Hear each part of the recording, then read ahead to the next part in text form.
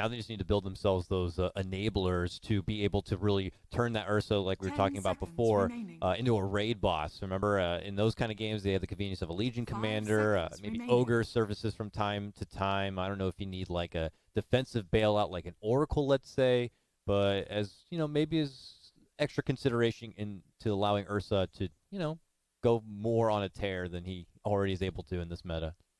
Yeah, it's like I always like that logic I always have. It's just like, how do we make this hard carry a super carry? Like, exactly. how are we gonna enable him?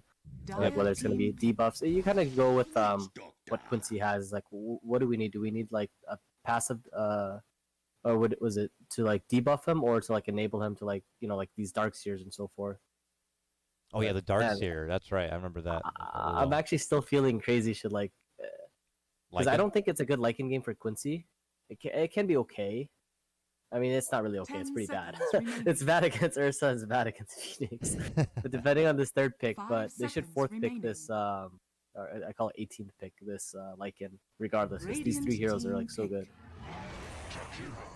Oh, the two dragons here. Like the Jakiro, he kind of helps add to the chaos. It's pretty obvious. If Phoenix drops the egg, everybody wants to go crack it. He just lays that Macropyre ice path. He knows exactly where the enemy's going to be, and if he's able to stop them, it's incredibly valuable. And he brings the extra necessary tools. He's tanky, can push towers, can harass tanky offlaners. Downside is quite slow and it's a little chunky. Protection for the egg. Yeah, great protection for the egg. And they haven't even picked up their 3, I imagine, yet, who can even be further protection if they want to go down that road of getting a Mars or something of that nature. Pick the Lycan, please, man.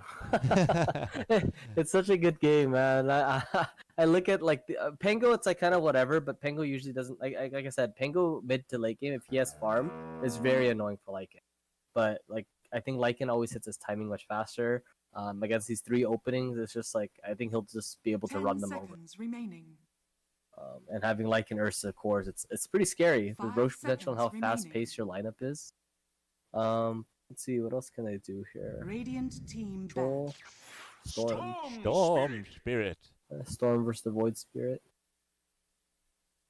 So it's a Pango Clinks in the offlane, and looks like Yawar is gonna get the last pick.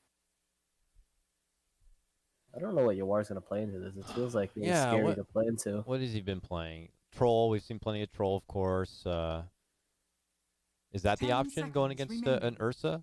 There's not many who can kind of really go toe to toe. Yeah, but Troll against like Phoenix, it's like it doesn't feel like that great. I feel. I feel like he's stuck in a similar position as the Ursa could be in a bad game, where he has a lot of things he wants to prioritize between breaking an egg, focusing the Ursa to blast him out of the fight, and then risks being still kited and hit with various spells and slowed down.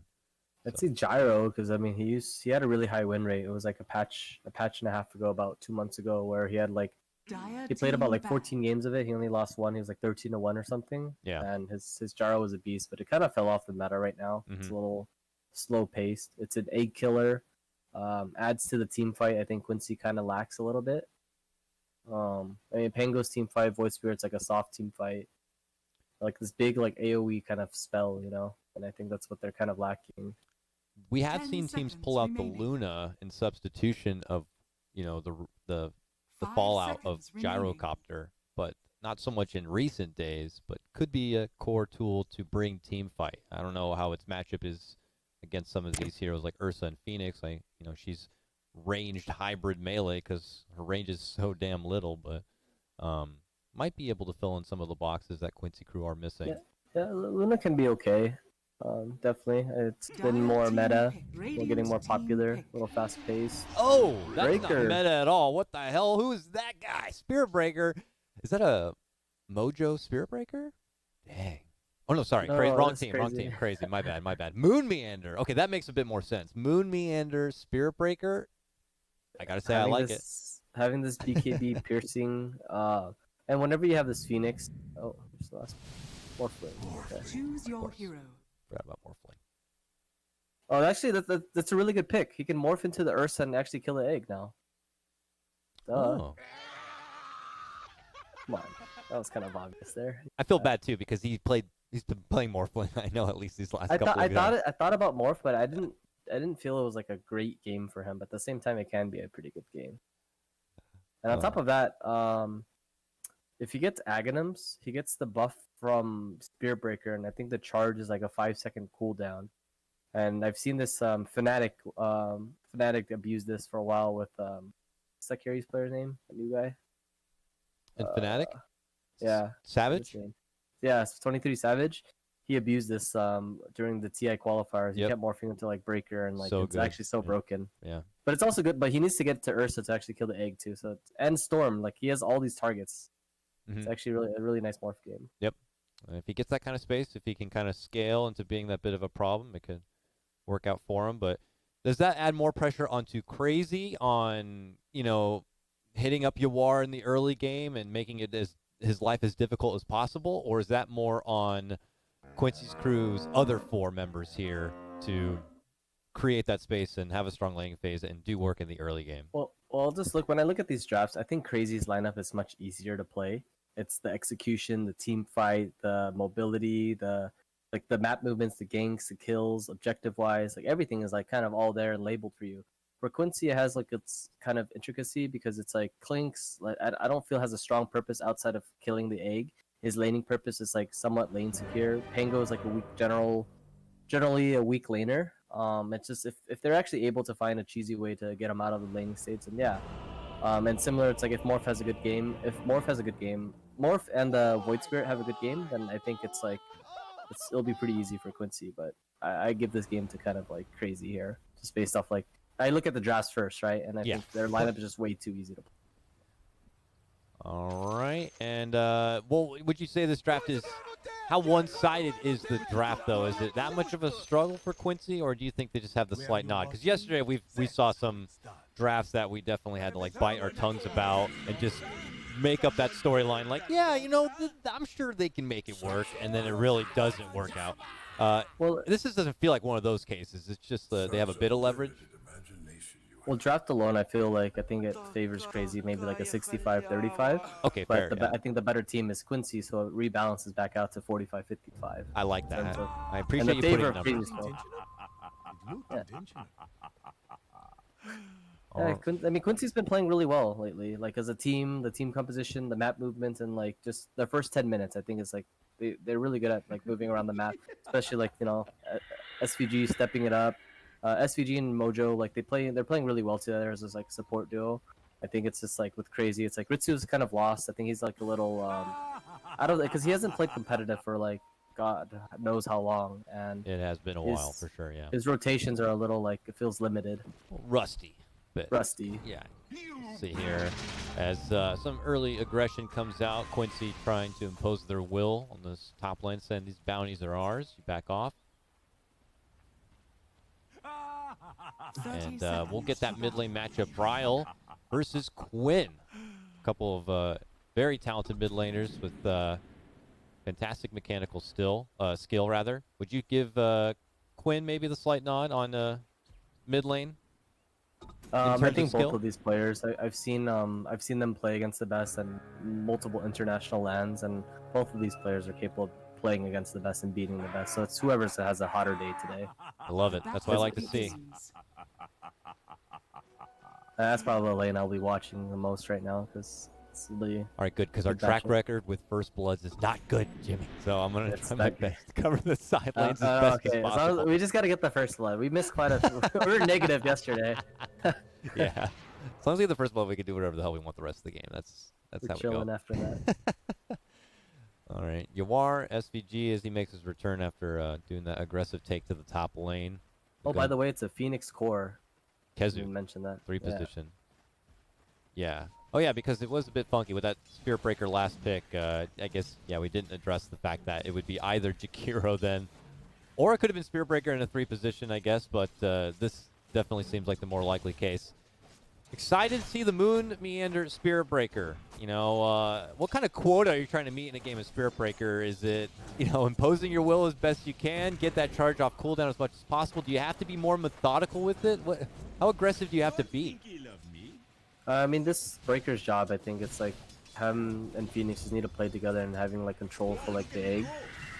For the most part, and he's gonna be really great. Like when it comes to like mid game, he's gonna be chasing down the Clinks, and he'll enable the Storm, so Storm will always feel safe to like jump in and secure the kills. And even if his breaker dies, it doesn't really matter. Storm will get like all these like free kills. He always like Storm's the type of hero that he needs heroes like to bodyguard a front line for him and just to run in for him and tank some spells prior to him jumping in and providing this like vision. Yeah, and he causes chaos, and you bring up a good point. I didn't even consider the 1-for-1 matchup between the Spirit Breaker and the Clinks. Certain Clinks not going to be a fan of that at all, with having that big cow right up in his face. And yeah, the moment he shows up at a Windrock, it's just like, oh, hello there, you're getting charged. Yeah, I don't know what the response is going to be on the side of Quincy to be able to deal with that, but it does require Moon to kind of get to that stature of being an enforcer. I got to say, Spirit Breaker at times could end up being that feast or famine kind of hero. If he doesn't have a good kickoff to the game, he tends to fall over in fights as he's charging in more so. So we'll have to see how things can end up panning out for him as we look over about the early CS. It is neck and neck in the mid lane for Spirits right now. They are getting equal trades in these first couple of waves. Brow's leading a little bit because he has more regen still, and Quinn had to use more regen comparison. Fair enough. Quinn does snag up a bottle now, so we look to the very important 4-minute rune soon enough to see who's going to be getting that extra bit of support. It'll be much easier for Crazy Secure because they're the ones with the breaker. Oh, yeah. Quincy has 2 range supports, and it's not very easy to secure it in comparison, but yeah. Ursa is really low up top here. Yeah, he had a TP back to the tower. He does get the salve and will make an approach back to the lane, but there's a little bit of time where Laylis can farm up. Laylis has had a good couple of games in the off lane, and in particular I think we've seen his Pengo off lane get away with having these early game lanes that he could just kind of take over and farm up. He tries to continue to quite amazing. Lely's always just finds himself a game somehow, and credit to him. Maybe credit as well to MSS, who's typically his lane partner in these situations and is assisting in creating that extra bit of space. But for now, both of them adding heavy pressure onto Ritsu. He flexes up a bit and is able to make it back under the safety of the tower. It will cost the courier. Now we're able to snipe it down. We go to mid as the Spirits traded out. 15 seconds still for the 4-minute rune. Quinn's going there a bit early. The charge is coming. It keeps providing the vision, but he's dead. Bryle takes it back like, I'm not going for you, but there's no follow through. Now a race back for the 4-minute rune. I think Bryle's got this one, and it's a regen too. The pull to grab. Unfortunately for Quinn, the Void Spirit doesn't have a range attack, so denying the rune wasn't even an option for him. Oh, that hurts Quinn a lot. It's gonna help snowball Bryle here. He's gonna farm the jungle later, very, very efficiently with this regen rune. Nice stuff for him. Bottom lane, early Coconut Maldic combo onto Kezu. I mean, we've seen this already before, a combo they like in this lane. They set up the Maldic once it's level 2, and Yawar wave forms in and tries to, pile up as much damage as possible. And in some cases it works, and in most cases it's able to at least get the core out of the lane for a while. Mid lane is pretty much dead even as well. Bryle's jungling. Bounty runes are coming out. Or stun bottom lane. Already Moon Meander on both bounties. Being covered bottom, but Quincy get their own pairing up at the top. So at the moment, it would seem Bryle's certainly the best thing going in the laning phase for Crazy. But Yawar and Laylis, as their side cores on Quincy's side, are definitely getting their share.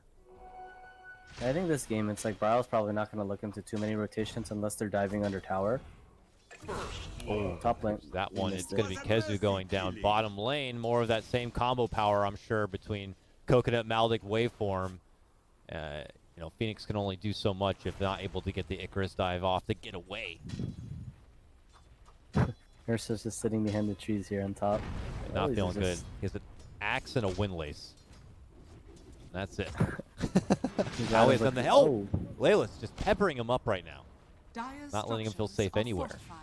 6-minute rune. Yep. Mid lane. Charges out as Moon was going for the rune. Quinn forced to pop the wand, but it's not going to be good enough. The bash comes out from Moon, and it gets it done. Illusion bottom Radiant's picked up middle by tower SVG. is under attack. What a bash. He was about to use his astral step there as well. Like I think it was into his animation. Real unfortunate. Could be a bit tilting. This game feels like it'll be a little slow because it's like the side lanes don't feel like they're not easy to kill. It's like a morphling on the side lane, and top lane it's a Pango. It's like they have very good escape mechanisms, and they're just gonna play the lane as it is until like their status is like, well, KZU bottom lane is gonna die to Melodic again. I'm also watching a top lane here as MSS shows himself to go toe-to-toe with Ritsu, but Aui's there with the dust, and they just turn it on to MSS, and they're going to get both of them. Oh, man, Ritsu not looking to back down whatsoever. Maybe calculated or not, him and Aui get the job done. And he was banking on that lucky shot there. If he had it, he actually would have killed the Ursa, but Gaben wasn't on the side today. Yeah, fortunately, you can't always bank it on a dice roll like that. And it's going to cost him a bit of momentum in that top lane.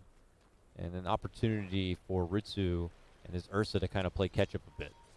Goodness, Bryle is destroying Quinn right now. He's like 1,000 net worth above him. And Charge out. 18. Top lane. Moon moving in. Attempting back-to-back takedowns of Leyless maybe, or just trying to continue more space for the Ursa, but we see rotations also coming out from Quincy. MSS moving in under the skeleton walk. Ice Path is there, able to stop SVG from following up with any sort of coconut play. And it looks like both sides will back off. They do get the D ward.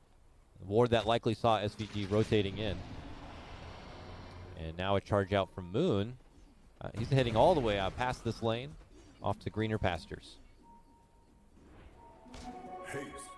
Haste rune picked up by Radiant's Quinn. It's middle good tower that is under Quincy attack. identified like to break the laning stage down. Like this bottom lane, it's like we've owned this Phoenix enough, and this Morph is gonna free farm. We don't need to support anymore. Let's pressure this Ursa and force some reactions up here. Quinn, top lane. Yep, they're committing deep. Quinn, things not working out in the mid lane. Wants to make some kills happen elsewhere to get back on track. Looking to make the move on to Aui, taking a bit of effort, but they finally get it done. It's MSS who gets the last hit. Now a jump over from Bryle as he shows up into action. Makes the move on to Leyless, and him and Ritsu will be able to tag team him down. SVG looks to hide within the trees to make it away. Bryle needs more mana if he wants to have a hard committed jump on this. Has some bottle charges, but looks like they will not pursue. Yeah, he doesn't see anything, but this is what I was talking about. Bryle, like, he just wants to constantly just sit in mid lane. He doesn't want to move. He will farm the jungle. And the only time he'll ever react is, like, if they start diving at the tier 1. He'll never TP otherwise, which I think he's making, like, the right decisions here. Quincy, though, they should be waiting a little bit more patient for this Pango. He's really close to 6. It's like the game changer. Ritsu flirts around with MSS, making the jump happen, and then the follow-through is there as Bryle shows he's still hanging around in this top lane. Like, this rotation that they did by SVG to run top like this, it's like they should have just poked, and they already kind of showed themselves, and they were like, I feel like just overextending into this tier 1. They needed to be a little bit more patient for this like Pango 6. I think it was way too big of a deal. Not able to make a lot happen from it though on the Quincy side, more so in the favor of Crazy. And all in the meanwhile, Moon was able to farm up in the mid lane for a bit. He's getting close to that level 5 now as the rest of his team kind of works through the jungle camps. Outpost bounties. Yep, 10 minutes. Leyless grabs it from the low ground. MSS is nearby. They want to guard it out, while on the other side, Yawar looking to hold the other front, but he gets stopped, and it will be shared XP, and they're looking for more from it. Yawar, though, scales up and will be fine. Nice moves from Crazy to secure that XP for themselves. So as we look at the top, Leyless pump fakes the ult, then commits it after the Ice Path. And MSS will just start shooting down Aui and get the bag.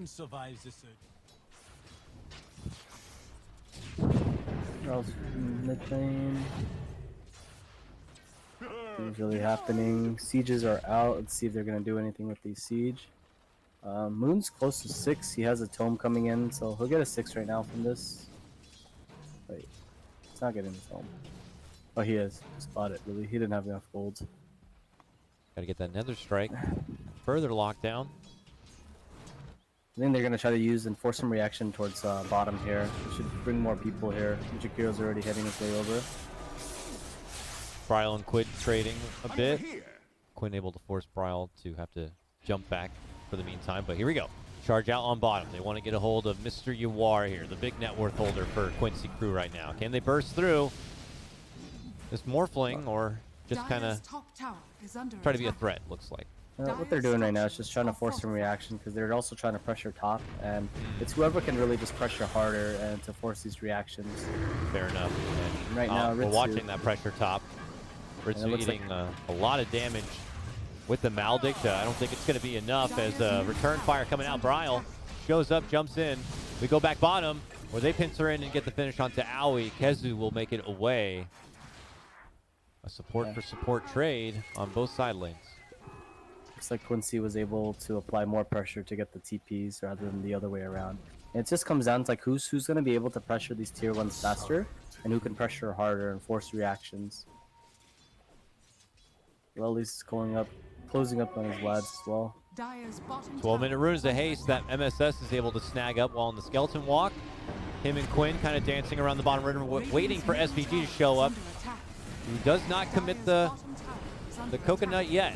Drops down the Maldic, now the egg. They quickly put their focus onto it, and they'll crack that baby easily. Chase is on, looking to move in for Aoi. Aoi turn around Ice Path, not going to offer a lot to stop his own death, and it's double takedown there for Quincy crew. Laylis does fall in the top lane under the hands of Ritsu, it would appear. But pressure on mid lane as they try to move forward, going for the tier 1. Here comes Moon, moving in. Nether Strike, bump back onto SVG. He gets blasted down, and Quinn and Ritsu begin to go toe-to-toe. Ritsu flexing off the ultimate, showing that he is not done yet. The water bear, the water Pokemon bear looking to move in and scratch up Bryle himself. And using the power of the overpower, moves in. Bryle double pumps away. And they get back onto the tier 1. It looks like they should siege the objective. Deny? Not there. That's kind of a weird initiation by Crazy there, but I think they're just trying to do something, enforce something here. Should play a little bit more like the synergy of what we were talking about. It's just like Casey was just throwing his egg, and like the breaker charge was like on cooldown for like 2 more seconds, and I think it was just a little bit more patient. They synced it up. You know, they might have killed the egg still, but they would have got the supernova damage in the meantime, and I think that they could have turned the fight around. They feel pressured now. I think they're using a smoke charge here. Double bracer, spirit breaker, boom! Charging on in. Gets the bash. But swift jump out from Laylis. Yeah, these smokes and these plays are like, they don't really make sense. And he also reveals that well, the Obs is dying, so maybe Moon realize that. But they need this Storm, or they need this Ursa, or like this Phoenix with an egg to like jump in there with them and provide this extra damage that they're lacking right now. 14-minute rune is a double damage top that Moon is able to snag up.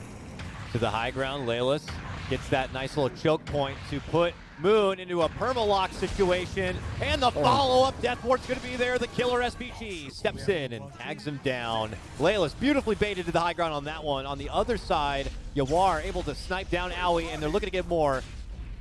Ritsu in a bit of trouble, but Bryle shows up. KheZu nearby has the egg available, but by that point, the fight has dissolved, and Quincy got what they wanted. Yeah, I mean, it's just Quincy's really playing together as a team. They're playing close. Well, Crazy, it's kind of like weird. I mean, Breaker's been out of the meta for quite some time. He has to understand that when you're charging, your team cannot catch up to you that easily. Watch out, 15-minute bounty time. They make an opening onto Laylis here. MSS pokes at him from the low ground with his right click in that Maldic. It's going to force KheZu to jump over and go for the egg. It allows them to get the finish onto Laylis, and now the chase is on through the river. Bryle and Moon meander. Charge on forward. Yawar able to jump back to the high ground where the restoration does begin from SVG. Now committing it with a coconut. Bryle in trouble. Makes it down to the low ground and out. Moon turns the corner, and Crazy consider withdrawing from this skirmish from now, but Quinn's right in front of him here. He's going to opt to jump for Aoi.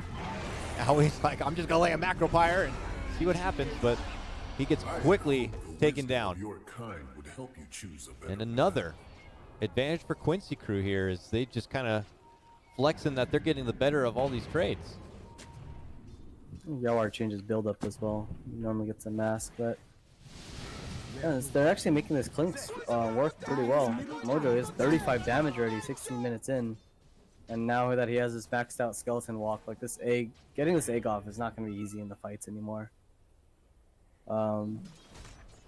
Ursa, it's not really close to his Battle Fury either. I feel what they need to do right now, it's like the Stormbreaker and Phoenix and Jakiro need to play a little bit closer with each other, these 4 people, and give space to this Ursa to farm. And like this Ursa is fighting, he's forced to fight a little bit too much right now, and he needs space, he needs time. Yeah, but they're not allowing him space. They're chasing him out. Kezu is nearby as babysitter, but he cannot be a guardian for all this. Ritsu forced to run. The Maldek's there, but Quinn will relentlessly chase him up and take him apart. And now that Battle Fury continues to be prolonged. This is a serious problem for Crazy. They're able to make these plays because Quincy is like reading the map really well. Breaker showing bottom on a creep wave in front of their tier 1. They didn't see anything else, but like, you know, like Storm was farming the jungle, Phoenix was also farming the jungle, and it's just like everyone's just farming, and they need to apply. This is the pressure, bottom lane here. Charge. Applying the pressure. I mean, can they even get SVG down fast enough? It's taking a bit of effort, but they finally do it. We'll see what it costs them as Layla shows up with the ulti, giving Moon the business again. He gets finished off. MSS starting to just bulk up the damage now.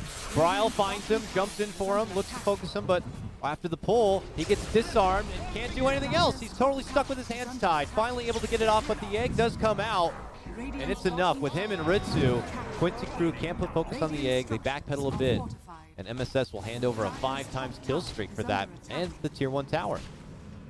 Yeah, this is what I was talking about them applying. They need to apply pressure. They need to stop sitting like so passively, like I'm mentioning, like Ursa's farming one side, you know, Storm and Phoenix are farming one side of the jungle, Moon Meander showing in another lane. It's like they're being very greedy right now and trying to get away with it. And it's just like, I think it's just the wrong way to like play, and with the lineup that they have. They have a very aggressive lineup. They can play like, they have all these team fight spells, all these stuns. They can force so much reaction and make space for their cores.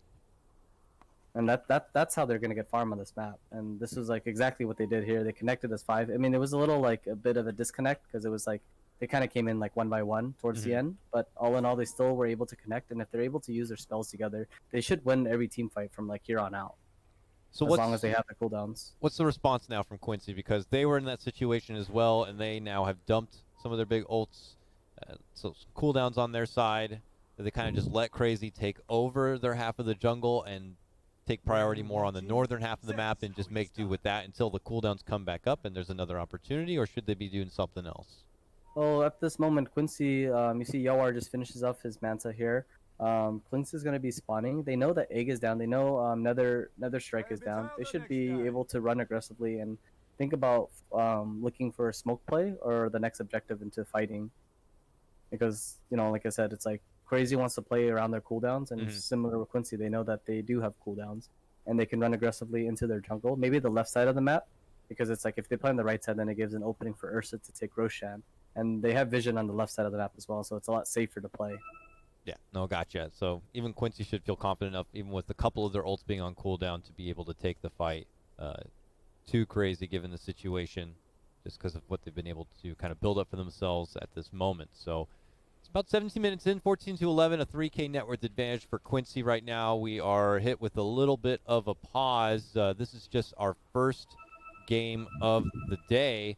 If I bring up the schedule, you can see we have two-game series for you. After Crazy versus Quincy Crew, a battle for the upper-lower bracket area. We have 4 Zoomers versus Beast Coast, which I'm looking forward to. Beast Coast has certainly been turning things around and stepping things up, and you know, Zoomers unfortunately had a very rough day yesterday against Thunder Predator and are probably hoping to change things up for today. So, looking forward to watching Monkeys in the gang. To add on top of what I was saying, though, it's like they do want to run on the left side and aggressively into Crazy's jungle right now, Quincy. But they do have a nice ward on the bottom right side of the map. So if they see Crazy overextend and like start farming their ancients and playing like really silly all around the jungle, then they can smoke or make an aggressive play into their own jungle too, because they have vision.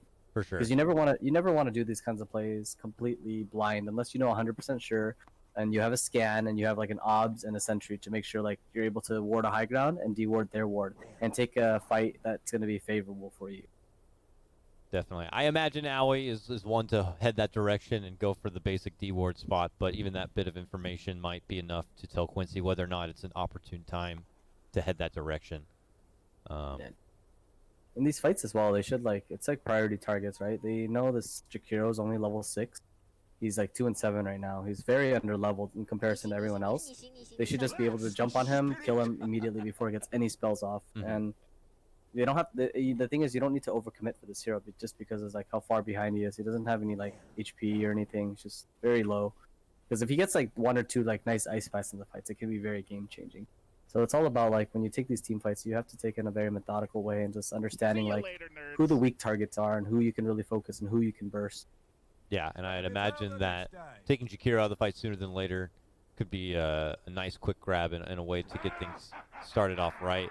Kezu obviously would be a nice target too if it's pre-egg and egg is available.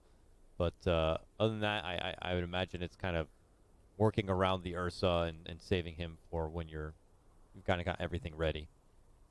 And, credit to Ryle. He's built up a strong early game, has yet to hand over his kill streak. He's 5-0-2 on that Storm Spirit.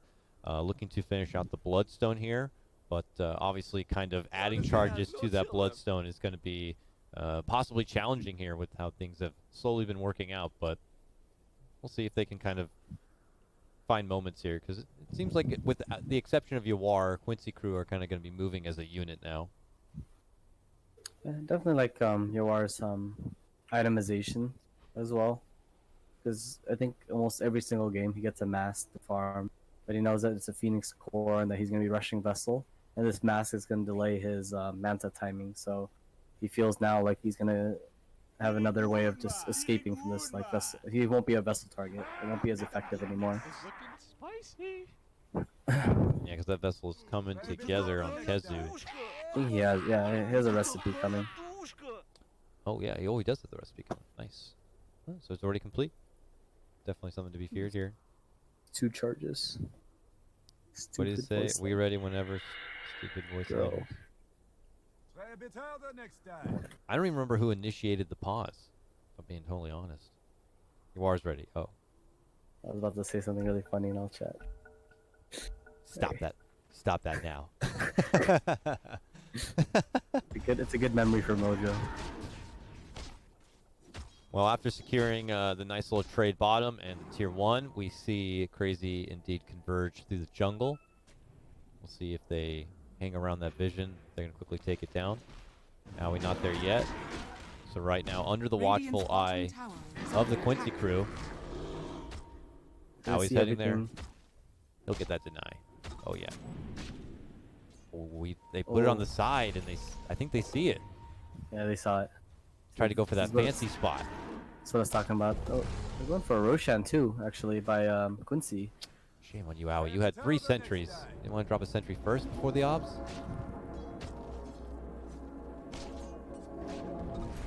Nice Roshan play here by Quincy. Finishes Manta, uses it to tank. Along with the Pango lucky shot, just constantly disarming this Rosh. Wow. Easy breezy. Crazy just suddenly, I don't even know if they were privy to that or not, but are back on the farm grind now, spreading themselves throughout the whole map. Yeah, and what you're saying about AOI, that was kind of greedy. The fact if he only had 1 sentry, I'd understand. He had 3 sentries. He should have just popped one on the high ground. Well, unfortunately, it will cost them the ward, and they don't have that secured vision to work under, so their farming options are a bit more limited, considering, that promising fight they took for themselves. Now it feels like it's all for not as much of a reward. Just that tier 1 is nice, but they should have already had that tier 1 by now. But, Quincy feeling good. They don't feel like they need to take too many fights at the moment. They got the Aegis to kind of work for them. Play off that timing a bit more if they want. But Mojo's actually going for Orchids as well. 45 damage on him now, by the way. He's turning into a soft carry here. Yeah, and well. unless someone has some sort of disarm, he's going to be like a rocket turret in some of these fights. And obviously, as you mentioned, a serious problem for the egg. Here comes Yawar. He's pressuring the top lane. Moon's here now, but looking to see if they can force any other rotations. He's committing in, looking to scout out Moon. Kind of shows up there's help nearby. He tries to charge through, but Quinn's right there, and they're able to take out the Mad Cow. That was a clutch clumsy net by Mojo, actually. Got the disable into the remnant. And quick, this is a fast play here. They get a kill and immediately smoking to cut across the map. And looking for a potential another kill here. This is kind of a hard kill though on Storm. Yeah, they would they don't need have Jules. some sort of lockdown. That's actually an impossible kill. There's no way they kill him. Coconut alone is not doing it. And him and Quinn. They need the silence from Quinn. He actually has his Ags coming into him now as well. Going for the Ursa here. Storm does not. Oh, Storm is jumping. Long jump. Double jump. All the way down. Looking to go for MSS. They have the sight on him. They hit him with everything they got. Can he survive? He walks out from the macro pyre. They still have vision. The charge is there, and they get it done. Crazy want to take that and walk on out. Oh, it's kind of... They were rushing that way too much. I think Mojo was way too out of position.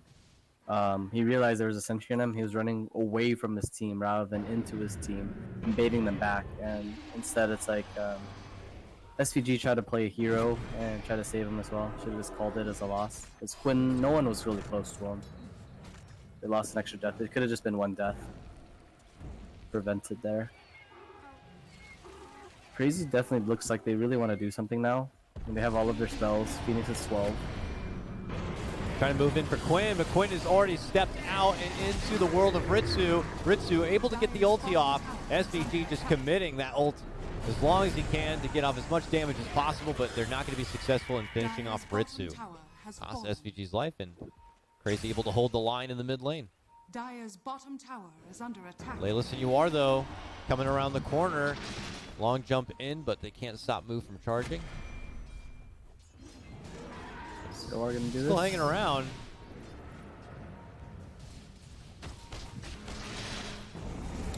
Ritsu farming the wave, but maybe not anticipating that Laylis was right there, and he gets finished off. Oh no! Not the most secure perimeter, and they get punished for it. Now they did manage to get Quinn down, it looks like, between Kezu Bryle and company. That's worth it for Quincy for sure, because Quinn's not the carry, and they're killing their carry. I mean, Ursa and Storm are both equally carry. They carry in different ways of the game.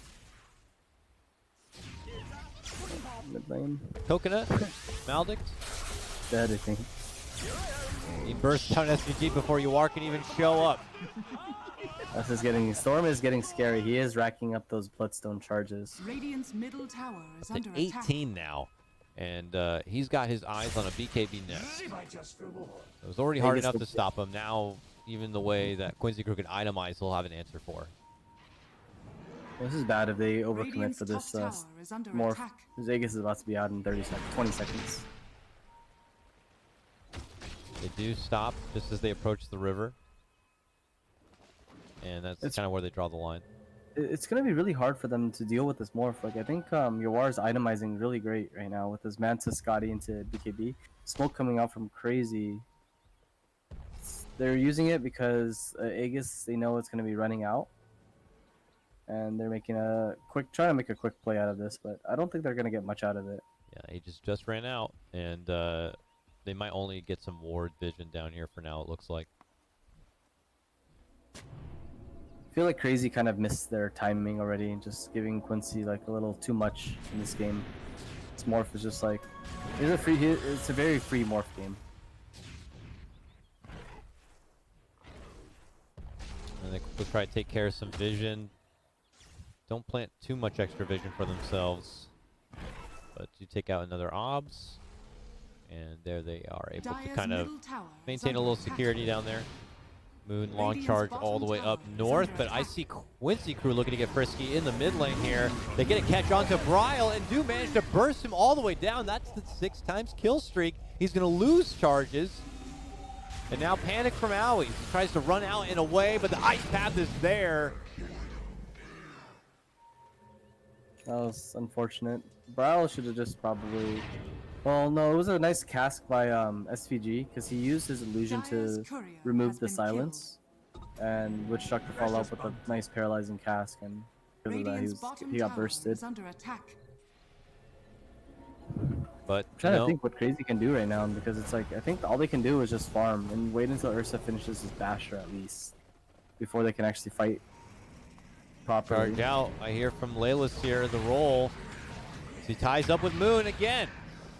And they bump him up and down, and he is certainly done for. Yawar with the unstoppable kill. MSS 60 permanent damage on this Clinks now. And Oh he my is gosh. very close to the Orchid. It's a relic damage right there. It's 3,800 gold on top of his current net worth. Goodness gracious. Towers will melt. Heroes will squeal. And Yeah, he actually can kill this storm now as well because he really needs his BKB. He's about 2,000 gold off his BKB now. Dire's top tower is under attack. he needs to farm up. Ritsu needs to farm up. Ritsu not even feeling safe being able to farm up this bottom lane. Uh-oh, disaster. It's a long chase down from Crazy to make it to the southern lane, but Quincy members are waiting in the river for him to cut them off. Bryle, though, looking to turn it around and get the zone jump onto MSS. But Layla's is there on one side and Quinn on another. Here comes SVG with the big ulti, able to help assist in taking down at least a couple, but Ritsu grabs him from behind and takes him down. Ritsu now can find himself in a bit of trouble as Quinn looks for him.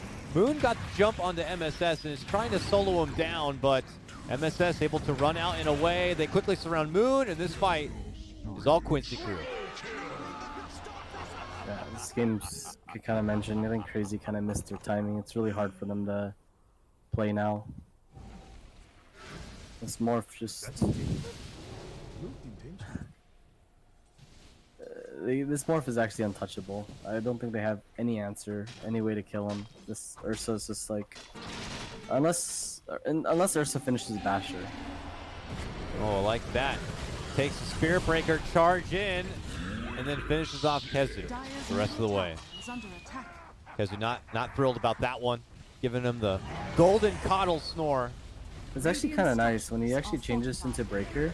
He gets that bulldoze ability, so he builds up all this like extra status resistance for 8 seconds, and he actually makes him even more invincible. Dire's bottom tower is under attack. Yeah, that ain't right. The only fight that I feel like Crazy can actually come back from is like this Roche fight. If Quincy goes for it, Crazy takes like some insane fight with a nice Phoenix Egg. Bryle's able to steal Aegis and killer 1 and 2 important key heroes, Morphling or Void Spirit. But I definitely I'd watch that movie, that story, if it's something that does unfold. But it does sound like a lot of ifs and conditional situations for Crazy to kind of make everything work out, as long as Quincy can kind of play their game. That is definitely their best bet, I feel, for like a comeback, because like Bryle's struggling for this BKB. Unless he can just like go in and then force all these spells to go on him and then use a buyback and turn the fight around too. It's another option. But I think he's way too far behind at BKB right now. Now they show Ritsu in the mid lane. They hit him with the Yules. Kezu's trying to Sunray and save him, but now disarmed. He's having trouble outputting any damage. Mild turnaround though. SVG and Layla's eating a lot of damage. Moon Meander tries to charge in to go for the finish. So on the other side, Yawar committing in for Owie. Nice egg though. Pull back from Bryle with the egg stun. They are going to get Yawar down and claim that mighty kill streak. He messed up there. He was like drifting back to agility, and Bryle, nice jump by him there. But they're not done taking names on the side of Quincy crew. They get the grab onto Kezu. Bryle on the other side, quickly yoinking that Titan sliver. Tower is under attack. That actually snowballed Bryle quite a bit. He's actually all of a sudden 700 gold away from his BKB. Dire's middle tower is under attack. But on the negative side, Ursa's still kind of far behind. I feel like he really needs his BKB, but he also needs his Basher. Dire's middle tower is under attack. Sounds like he needs like 15 to 20 minutes of just farming without any problems at all, but I don't think that's... self-love right now, is what I call it. I don't know if I see that happening. As, Oh, here, bottom lane here. They might yeah, go for... it's a long charge on for Mojo, kind of revealing that they have vision in the jungle.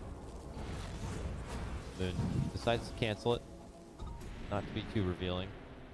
Said outpost will be taken to at least get themselves that bit of XP at 30 minutes. Stupendous. And grab some bounties at the bottom.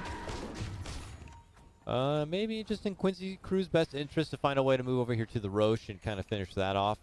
They have already totally dewarded all of Crazy's side of the jungle. Maybe just need to get a little vision up there in some way.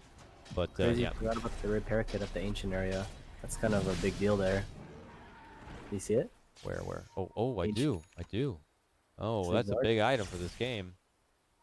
It's That's Roshan's free for Quincy. That's kind of a Dire are pretty big deal. Scan Your it, but shrine has fallen to the Radiant. obviously too late. We'll see if Crazy want to go for some sort of unique approach, if they're just going to succumb to the situation and hide indoors, or if there's a plan C. Here's plan C. Okay. Let me pick it up. Smoke on the high ground, waiting for an opportune moment to strike while being in better positioning, maybe catching someone from behind. You are in lane, but his team nearby. Nice positioning here by Crazy, but Quincy kind of reads them out, just pushing in top lane as well because no one is showing from their side right now. What happened to the repair kit? Did someone pick it up? I don't Guess- know. Someone must have. Which doctor has a repair kit? I see. As we see a breakout here, as Crazy muscle over, they get the quick burst onto SVG. Laylis begins to roll it about. Him and MSS trying to tag down Moon Meander. They'll be successful on that front. Supports traded. Crazy hightail it out of there. If they can, yes. And then Aoi will TP away. Oh! Aoi gets TP canceled. He doesn't know. Because Yawar is bloodthirsty for KheZu and actually gets that kill. And Aoi also going to be in trouble because of that. Oh no, double kill for Yawar. I don't even know if he knew he canceled Aoi's TP, but he takes him down regardless. Yawar, look at his build too. He's actually opting for an Abyssal Blade next. Dire's middle tower is under Playing attack. for fun. Damn. Dire's middle tower Here he has goes, fallen. tier 3 down. Rax is exposed, and the first bit of sieging work going underway here. While down south, we see the back end of Ritsu's death converged by Laylis and MSS. And MSS at this point is a scaling damage core with 90 Dire's permanent middle damage. barracks has fallen. 300 damage, 320 damage a hit or something. Ridiculous. Or even more actually, like 370 with the searing arrows. 380. Dire's top tower is under Going for attack. Nullifier. It's going to be insulting how much damage this man can do. As they shift gears to the top lane on the Quincy Crew side, looking to take another tier 3. There's that repair kit going to work, so they must have grabbed it at some point here as Moon Meander seems to be in a bit of trouble. SVG looking to commit into the death ward. He now hightails it back to the mid lane side. Crazy managed to force Quincy outside, but you know, some of the damage has already been done. Bryle will attempt to clear out the waves, jumping back and forth. There's so much control for this Ursa now with like these bashers from Pango and the disarm as well. The Scotty slow. He really needs BKB. He needs so many items actually to be online. I mean, it's really hard for KZU to get this egg off as well. You can see his like struggle here. Feel maybe he should just go for it, use a dive into like Supernova and hope Moon Meander can like get some. Jump in by Quinn. And they burst KheZu again. No egg on this defense, it looks like, but he does buy back. He does buy back. Yawar, though, is already doing work, scoring the double, finishing off Aoi. They look to grab more as they blast down and finish off KheZu for the second time. I think that's going to be enough. The white flag has been raised, and it is going to be Quincy Crew claiming game number 1. Ooh, doggy. GG. You know, complimentary performance by Bryle and the Storm Spirit in the mid lane to get things going, but got to give credit to Quincy Crew adapting, and you know, Quinn started to move around, set up some tempo kills on these side lanes. Good, good patience. I mean, they baited in a couple situations. I remember baiting a Moon Meander to the high ground to take that quick kill. That I don't know, just kind of outplayed Crazy, and Crazy were not able to kind of find opportunities to get Ritsu caught up on farm and really take advantage of the snowball potential that Bryle gave for himself. I feel the biggest thing was maybe I was wrong about just Bryle sitting back and farming was like a good idea because given the snowbally start that he had and such a huge advantage gold lead, and his resources were like very great. I think he should have just went bottom and just pressured this Morphling. And if he did this earlier, he would have potentially kicked this Morphling out of the lane, killed it because the Witch Doctor would have died. They have Breaker and Phoenix. Phoenix would farm like this vessel like a couple minutes faster and make the rotations and make these movements much easier rather than like because there was no movements, there's no pressure from this crazy side. Quincy was able to make this rotation, and everyone from crazy had a TP top lane, react, and like this Ursa was like heavily pressured over and over again.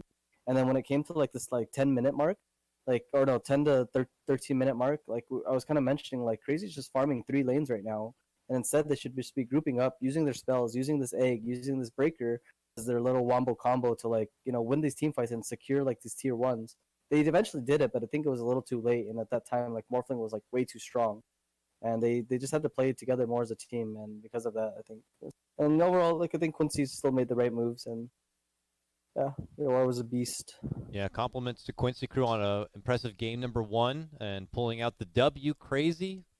Maybe hoping to see if they can get more proactive. If the draft does suit it, we'll have to see what that draft will be. We cut to a break. When we come back, more Beyond the Summit Pro Series Season 2 action coming your way.